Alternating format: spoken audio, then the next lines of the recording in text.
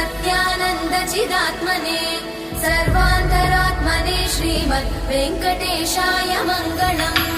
स्वतः सर्वविदे सर्वशक्तये सर्वशेषिणे सुलभाय सुशीलाय वेङ्कटेशाय मङ्गलम्। परस्मै ब्रह्मणे पूर्णकामाय परमात्मने प्रयुञ्जे परतत्त्वाय वेङ्कटेशाय मङ्गलम्।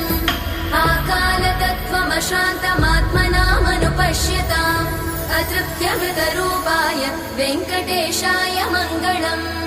प्रायस्वचरणौ पुंसां शरण्यत्वेन पाणिना कृपया दिशते श्रीमद् वेङ्कटेशाय मङ्गलम्। दयामृततरङ्गिण्यास्तरङ्गैरिव शीतलै अपाङ्गैः सिञ्चते विश्वं वेङ्कटेशाय मङ्गलम्। स्रग्भूषाम्बर